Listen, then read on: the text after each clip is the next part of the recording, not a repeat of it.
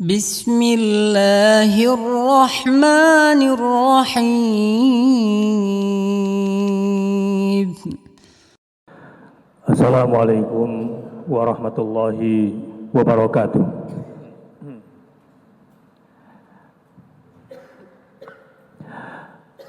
Alhamdulillahilladzi anzala ala abdihil kitaba wa lam yaj'al lahu 'iwaja qayyiman liyundhira ba'san shadidan min ladunhu wa yubashshiral mu'minin alladhina ya'maluna as-salihati anna lahum ajran hasana makithina fihi abada. Asyhadu an la ilaha illallah wa asyhadu anna Muhammadar Rasulullah. Allahumma fasalli wa sallim wa barik ala nabiyyina wa habibina wa syafi'ina wa qa'idina wa maulana Muhammadin sallallahu alaihi wasallam wa ala alihi wa sahbihi wa sallim. Ya ayyuhalladzina amanu ittaqullaha haqqa tuqatih ittaqullaha haqqa tuqatih wa la tamutunna illa wa antum muslimun. Jamaah rahimakumullah, uhibbukum jami'an fillah, yang saya cintai karena Allah. Bertakwalah kepada Allah dengan ketakwaan yang sesungguhnya. Merugilah orang yang takwanya kepada Allah hanya sambil lalu saja. Beragama itu harus fundamental. Enggak bisa beragama itu biasa-biasa saja. Walaupun resikonya dituduh fundamentalis. Akan disebarkan di seluruh dunia dan ke Indonesia kalau ada keluarga menyuruh anaknya sholat 5 waktu di masjid, berarti itu sudah keluarga radikal, fundamentalis. Akan ada, dan jangan kaget sebab ini sudah menjadi program di PBB, menekan radikalisme sekarang tidak cukup lewat masjid, menekan radikalisme tidak cukup lewat lembaga pendidikan, tapi lewat rumah dengan memisahkan ibu dengan anaknya di usia 0 sampai 8 tahun supaya tidak ada radikalisme di keluarga muslim. Jadi kalau ada keluarga menyuruh anaknya ke pesantren, radikal. Ittaqullaha haqqa tuqatih wa la tamutunna illa wa antum muslimun. Ini resiko yang akan dihadapi oleh setiap keluarga yang memerintahkan seluruh isi rumah tangganya bertakwa kepada Allah dengan sungguh-sungguh. Muru auladakum bis salati li sab'i sinina wadribuhum li 10 sinina, kata Rasulullah SAW. Perintahkan anakmu mendirikan salat di usianya yang ke-7, dan pukullah jika tidak mendirikan salat di usianya yang ke-10. Menurut sudut pandang hak asasi manusia internasional, ini sudah kekerasan dalam rumah tangga. Terserah mau pilih yang mana. Tapi inilah fenomena, inilah tantangan yang dihadapi oleh ayah, oleh suami di zaman modern. Tapi banyak juga yang kalah. Pakai sistem demokrasi di dalam rumah. Ini pendidikan mana ini? Demokrasi itu urusan politik. Demokrasi itu urusan bernegara. Jangan bawa ke rumah. Tidak ada di dalam Islam panduan berdemokrasi di dalam rumah tangga. Keblinger sebagai suami nanti. Menghadapi istri saja bingung. Ada banyak bapak, ada banyak ayah, tekanan batin karena nggak berani mencarikan jodoh buat anaknya. Gara-gara terlalu demokratis. Sidang Jumat rahimakumullah. Tema khutbah Jumat pada hari ini adalah menjadi ayah, pemimpin masuk surga sekeluarga. Sekaligus menjadi suami, pemimpin masuk surga sekeluarga. Sengaja saya pilihkan tema yang sangat menukik karena banyak ayah, banyak suami disorientasi, kehilangan orientasinya, entah mau dibawa kemana rumah tangganya. Sama istri saja tidak bisa menjadi qawwam yang baik, mendidik istri dengan penuh kasih sayang agar bisa menjadi pendamping suami masuk surga sekeluarga. Mendidik istri bagaimana agar menjadi ibu yang membawa anak-anaknya masuk surga sekeluarga. Na'udzubillah min dzalik. Banyak suami, banyak ayah yang bahkan tidak tahu bagaimana membangun baiti jannati, rumahku, surgaku. Bagaimana mau surgaku, rumahku, kalau sudah pisah ranjang gak bisa menyelesaikan masalah di rumah tangganya. Marah-marah dikit sama bini, cerai. Mana bisa suami kayak begini? Membangun mahligai rumah tangga, rumahku, surgaku. Enggak bisa rumah jadi surga kalau bisanya cuma marah-marah doang. Sidang Jumat rahimakumullah. Memang tidak mudah karena tingkat keberhasilan iblis yang paling tinggi dalam menilai setan di bawahnya adalah bukan karena mereka berhasil menyantet seseorang sampai mati, bukan.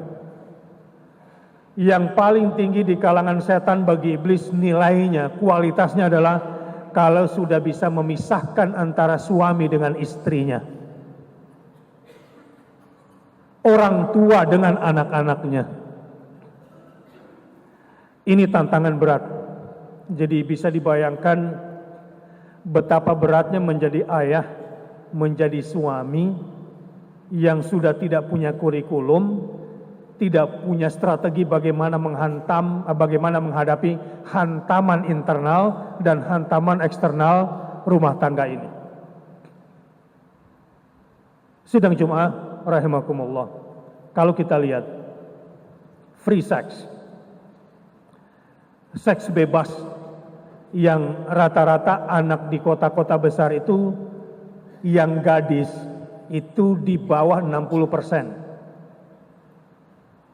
Maksud saya di atas 60% itu udah nggak gadis lagi. Dan ayahnya tidak tahu itu. Bahwa anaknya tidak gadis lagi. Karena yang ayah tahu adalah kerja, gaji, karir, sibuk. Yang ayah tahu kalau sudah kasih nafkah uang ke rumah berarti sudah menjadi ayah. Ini salah besar. Anda sukses menjadi ayah, impact-nya besar. Anda gagal menjadi ayah, menjadi suami, impact-nya juga besar. Karena seluruh persoalan-persoalan sosial di Kementerian Sosial sekalipun akar atau asal muasalnya dari rumah. Yang namanya rumah, pencetak suksesnya, inspirasinya itu dari ayah. Penjahatnya juga dari ayah. Teladannya dari ayah, biang keroknya juga dari ayah. Saya kira tidak berlebihan kalau hari ini khutbah Jumat saya cuma ingin tekankan, cobalah menjadi suami, menjadi ayah yang punya visi membawa seluruh istri, anak-anaknya, bahkan keluarga istrinya,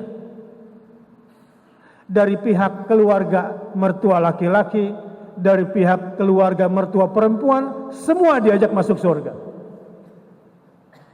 Sebab menikah itu bukanlah menikah antara individu dengan individu, mempertemukan keluarga besar suami dan keluarga besar istri. Kesadaran ini harus dimiliki. Kenapa? Di dalam Al-Quran besar sekali pengaruh ayah itu. A'udzu billahi minasyaitonir rajim. Fa idza qadaytum manasikakum fadhkurullaha kadzikrikum aba'akum aw ashadda dzikra.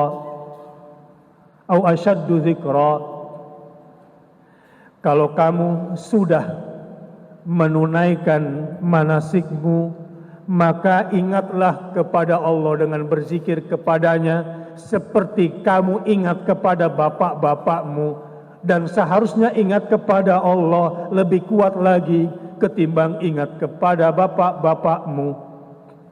Kadzikrikum aba'akum au asyadda dzikran. Itu yang betul. Ayat ini mengindikasikan betapa kuat kesan seorang ayah kepada anaknya, betapa kuat pengaruh suami terhadap istrinya. Karenanya di dunia ini cuma ada dua agama. Satu agama Allah, dua agama nenek moyang, agama bapak-bapak. Jadi kalau bapak sukses, rumah menjadi rumah surga, anak-anak menjadi anak-anak yang berhasil, istri menjadi istri yang bahagia, dan itu menularkan kepada masyarakat yang baik. Tapi kalau ayah gagal, biasanya ayah gagal ini mengukur kesuksesan cuma di kantor. Enggak sukses di hadapan istri, enggak sukses di hadapan anak-anak, enggak sukses di hadapan keluarga besar, enggak sukses di masyarakat masjid dekat rumahnya, enggak sukses di masyarakat luasnya, enggak sukses di hadapan orang yang saleh, tidak sukses di hadapan Rasulullah SAW, tidak sukses di hadapan Allah Subhanahu wa Ta'ala, tidak sukses di hadapan agamanya. Satu-satunya yang ayah tahu sukses cuma di kantor. Menyedihkan sekali. Bagaimana caranya menjadi ayah atau suami inspiratif membawa seluruh keluarganya masuk surga? Kalau melihat kenapa Allah mengutus Rasul agar Rasul ini mengajak masuk surga semua manusia di dunia, saya kira kurikulum itu bisa dipakai secara makro.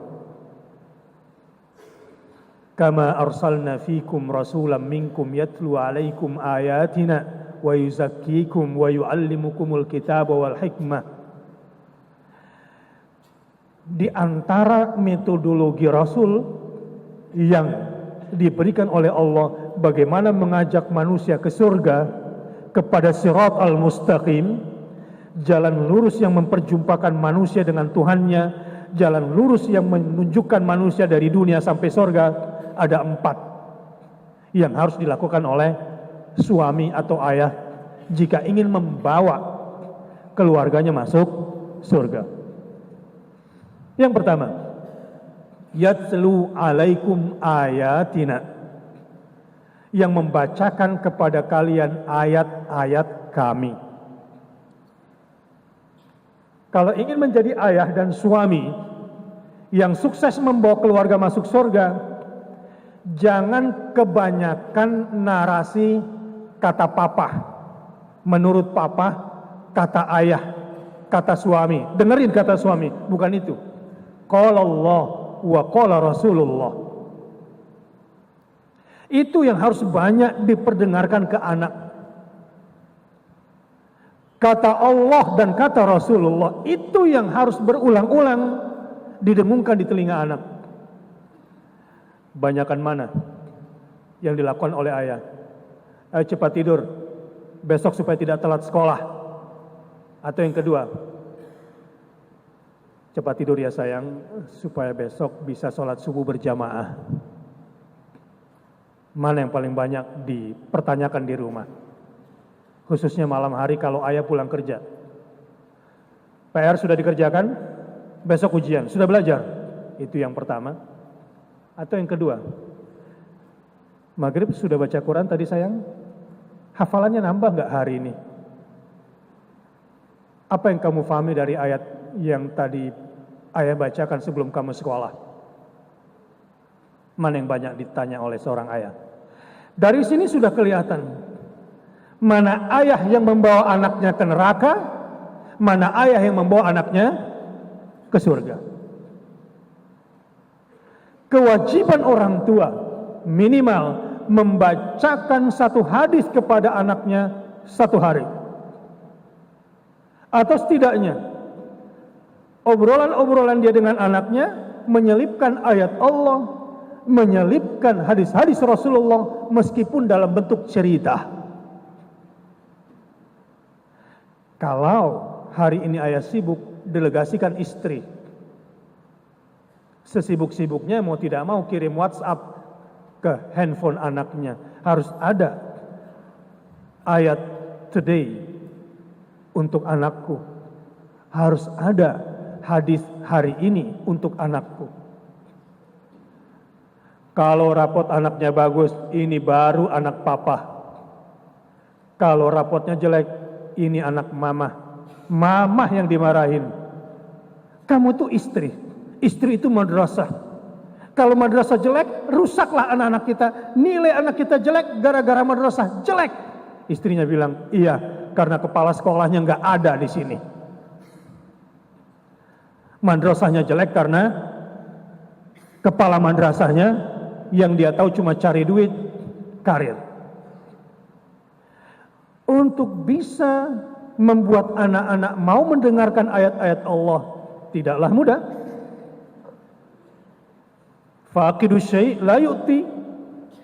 Bagaimana anak-anakmu senang kepada ayat-ayat yang kamu bacakan kalau kamu sendiri tidak menikmati membaca ayat itu? Mana mungkin anak-anakmu menikmati penjelasan hadis dari kamu kalau kamu tidak mencintai sunnah-sunnah Rasulullah SAW? Enggak mungkin itu. Faqidu syai' la yu'ti. Itu kaidahnya. Ayah yang tidak mencintai Al-Quran, ayah yang tidak mencintai As-Sunnah, mana mungkin bisa menularkan itu kepada anaknya. Kalau merasa menjadi ayah yang seperti itu dan bisanya cuma cari duit doang, jangan sombong. Anda punya kesalahan besar yang tidak bisa dimaafkan di hadapan Allah Subhanahu wa taala. Cepat belajar. Tadi saya dengar sebelum salat Jumat ada bimbingan membaca hadis-hadis dari kitab Al-Lu'lu' wal Marjan. Itu kurikulum wajib yang diajarkan ayah kepada anaknya. Hadis-hadis yang menjelaskan tentang ahkam, tentang hukum kepada anak-anaknya. Karena yang akan dimintakan pertanggungjawaban jawaban di akhirat kelak tentang ayat dan sunnah itu bukan gurunya, bapaknya yang ditanya. Kamu saya titipkan anak. Kamu titipin lagi sama orang lain. Yang saya tanya itu kamu, apa yang kamu ajarkan? Sedang cuma rahimakumullah. Yang kedua adalah wa yuzakkihim. Tugas ayah atau suami kalau pengen anak-anak dan istrinya masuk surga, sucikan jiwa mereka. Sucikan matanya dari tontonan haram di rumah. Sucikan telinganya dari pendengaran haram di kamarnya. Prosentase tontonan anak di TV, di film, prosentase pendengaran anak-anak di gadget, besar haramnya atau halalnya? Sucikan itu. Sebab ini pintu yang membuat kolbu anak kita menjadi tempat sampah atau bejana suci. Bagaimana cara kita orang tua mendidik anak agar halal pendengarannya, halal pandangannya, dan ada lagi yang penting, halal pakaian yang kita belikan buat anak, halal makanan yang kita bawa pulang buat anak sama istri. Karena pendidikan halal life di dalam rumah enggak diberikan, ya kerjanya di perusahaan yang haram, sudah diamanahkan pada satu jabatan masih nilep sehingga pulang bawa yang haram. Ini mungkin ayahnya dulu juga nggak dididik menjadi anak yang diformat kesucian jiwanya oleh orang tuanya. Wa yuzakkihim. Memang agar anak-anak kita ini, agar istri kita ini mau mendengar qala Allah wa qala Rasulullah, harus suci dulu yang di dalam jiwanya dan suci dulu yang di luar jiwa atau jasadnya. Yang ketiga, wa yu'allimuhumul kitab. Yang pertama kan yatlu alaihim ayatina, membacakan ayat. Apa bedanya dengan yang ketiga? Wa yu'allimuhumul kitab, menjadikan Alkitab sebagai manual life, sebagai panduan hidup.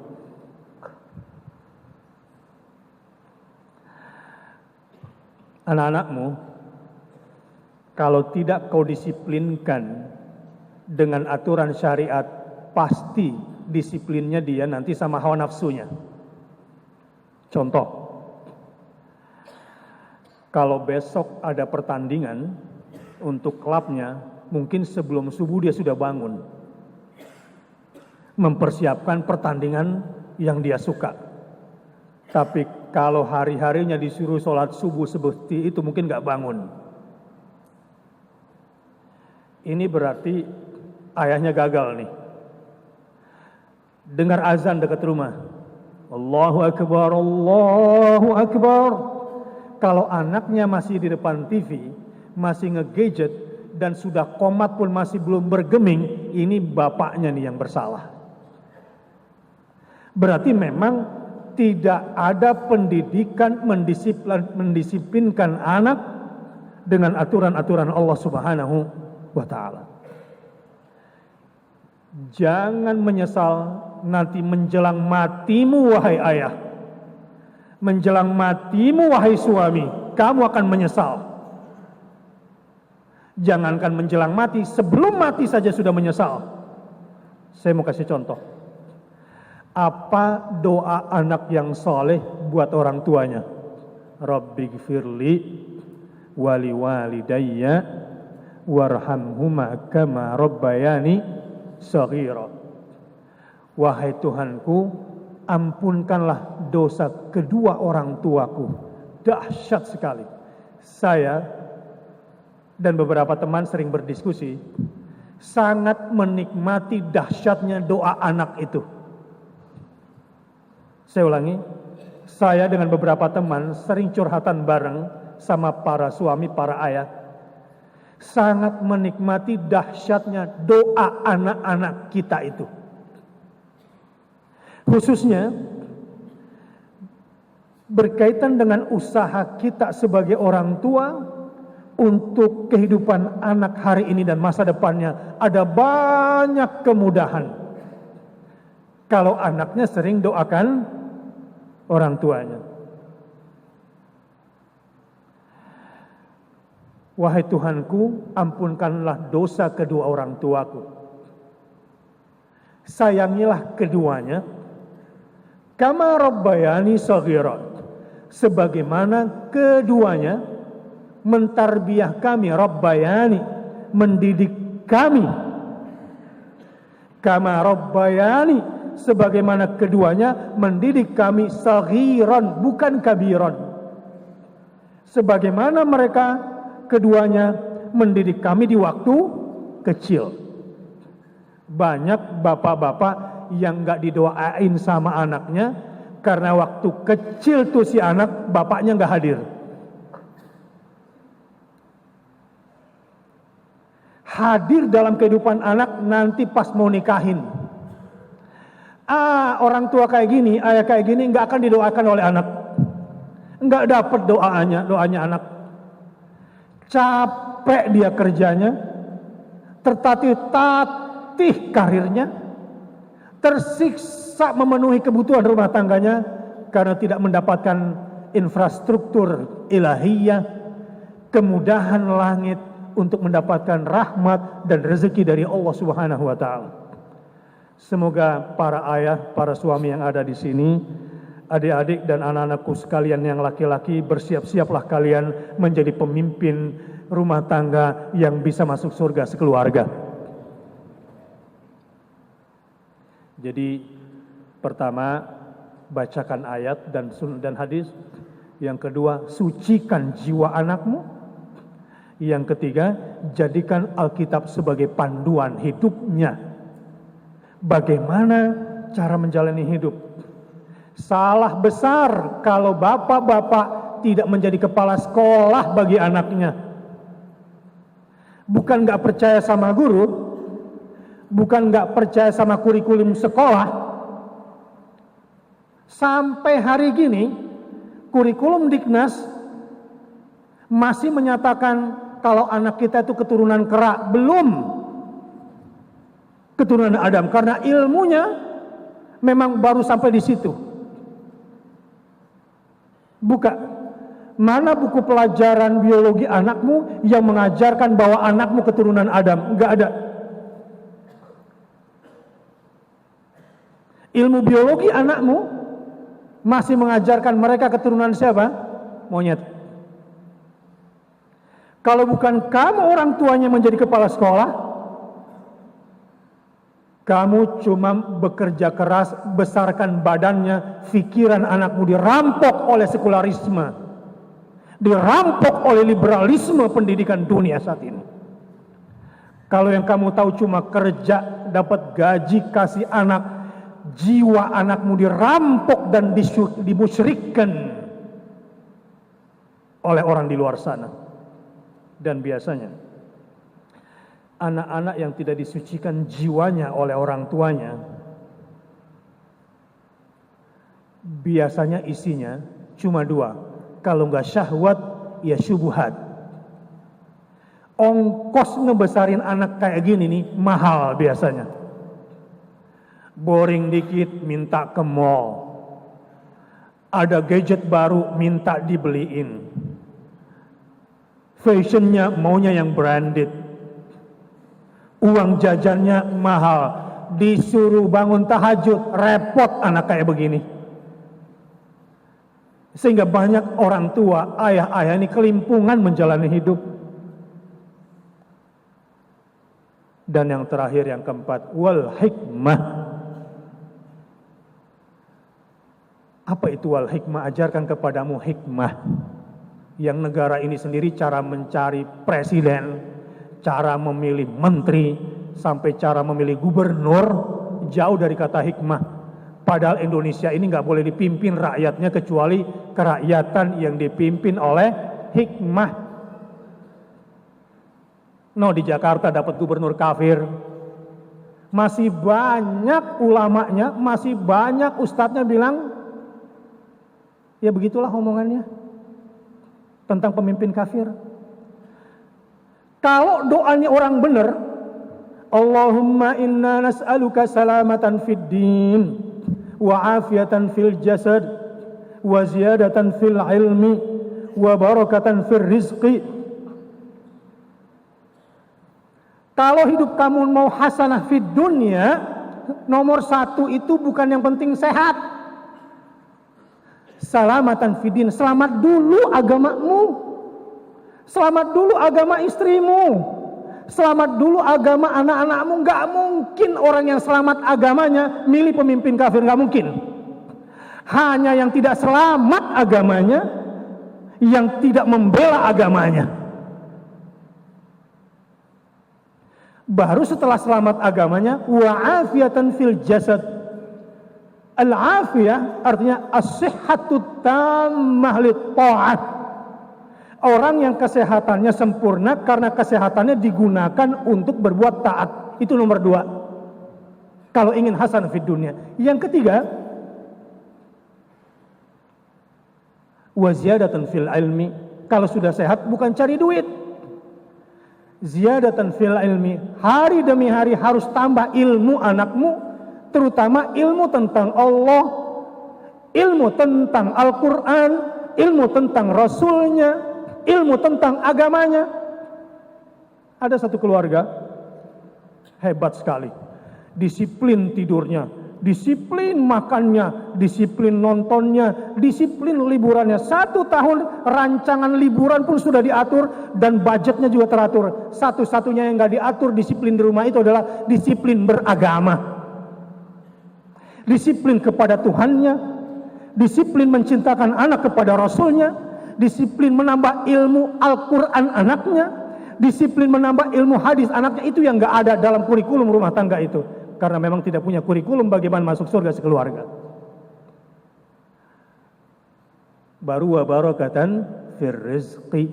Cari rezeki itu bukan nominal, bukan banyak sedikitnya materi. Wa barakatan fir rizqi, berkahnya dulu yang penting. Nominalnya boleh jadi sama kayak bulan kemarin, tapi berkahnya, manfaatnya beda. Al-hikmah itu begini. Ingin mengajarkan al-hikmah kepada anak, kepada istri, agar istri juga bisa menjadi pembimbing hikmah bagi anak-anak kita. Al-hikmatu hiya al-ilmun nafi' wal amalus salih.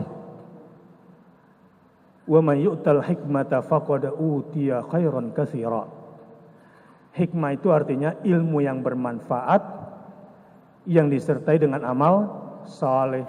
Jadi kerakyatan yang dipimpin oleh hikmah. Yang boleh mimpin rakyat Indonesia ini yang punya ilmu yang bermanfaat, bukan ilmu bohongin orang. Ilmu yang bermanfaat bukan bohongin orang lewat media dengan pencitraannya. Dan wal amalus salih, amalnya benar menurut Allah dan Rasulnya. Jakarta 70% tanahnya dirampok oleh penjajah ekonomi saat ini.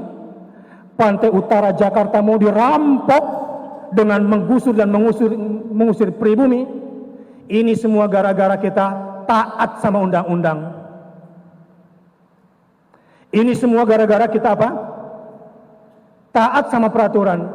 4.000 polisi dan tentara yang menakut-nakuti rakyat Jakarta Utara karena Polri dan tentara taat sama undang-undang. Pertanyaan saya, siapa yang bikin undang-undang? Untuk kepentingan siapa undang-undang dibuat? Negara ini akan hancur kalau tidak mengembalikan Indonesia dari ketuhanan yang Maha Esa sampai kepada kerakyatan yang dipimpin oleh al-ilmun nafi wal amalus salih. Pemimpin yang ilmunya bermanfaat dan menjadi pemimpin yang bijak dengan amalnya yang saleh. Enggak akan kita dapatkan dari orang kafir seperti itu. Pendiri negeri ini sudah menggunakan kata hikmah sejak awal. Adapun kebijaksanaan itu nanti dalam bahasa human interest-nya. Hikmah, kerakyatan ini pimpin oleh hikmah, kebijaksanaan dalam permusyawaratan dan perwakilan, walaupun ini semua sudah diingkari oleh negeri ini. Kembali ke rumah tangga. Menjadi ayah yang penuh hikmah adalah ayah inspiratif. Yang teladan-teladannya, yang ilmu-ilmunya membawa anak-anaknya pada kebahagiaan. Tapi sayang, sudah terlalu banyak anak-anak yang lapar ayah. Yang udah nggak ngefans lagi sama bapaknya. Karena bapaknya nggak bisa menjadi my first love bagi anak perempuannya. Karena bapaknya tidak lagi bisa menjadi my dad, my hero, nggak bisa lagi. Kenapa saya katakan demikian? Satu, masalah terbesar anak-anak dari SMU sampai SD itu bullying. Bullying itu masalah terbesar anak-anak. Dan bullying terbesar di sekolah dari SMU sampai SD ngata-ngatain bapak. Anak-anak yang nggak bangga sama bapaknya ketika bapaknya dicela, nggak ada pembelaan terhadap bapaknya dan dia menikmati bapaknya dicela-cela. Mungkin bapaknya jarang berdoa buat anaknya sehingga anaknya juga nggak punya ikatan batin. Mungkin bapaknya malas mencium anaknya sehingga nggak punya ikatan kasih sayang. Mungkin bapaknya malas peluk anaknya. Mungkin bapaknya juga jarang berkomunikasi secara intensif dengan anaknya. Atau jangan-jangan orang tuanya tidak mengenal jiwa anaknya. Ini orang tua yang kehilangan anaknya dan anaknya akan menjadi lapar ayah. Kalau anak sudah seperti itu biasanya nanti anak perempuanmu yang benci kamu wahai ayah biasanya cari jodoh yang bertentangan sama bapaknya. Na'udzubillah min dzalik. Dan kenapa anak menjadi LGBT? Gara-gara sering menyaksikan kekerasan suami pada istrinya di rumah. Kenapa anak jadi LGBT? Karena tidak ada komunikasi antara ayah sama anak di rumah. Dan sekarang tren terbaru adalah bullying plus suicide menurut pakar psikologi forensik. Sehingga ada istilah baru di kalangan remaja namanya bullycide. Bullying yang berujung pada bunuh diri. Kalau ayah tidak hadir, celakalah dalam hidup. Semoga kita bisa menjadi ayah pemimpin keluarga, masuk surga sekeluarga. Barakallahu li wa lakum fil Qur'anil Karim wa nafani wa iyyakum bima fihi minal ayati wa dzikril hakim wa taqabbala minni wa minkum tilawatahu innahu huwal ghafurur rahim.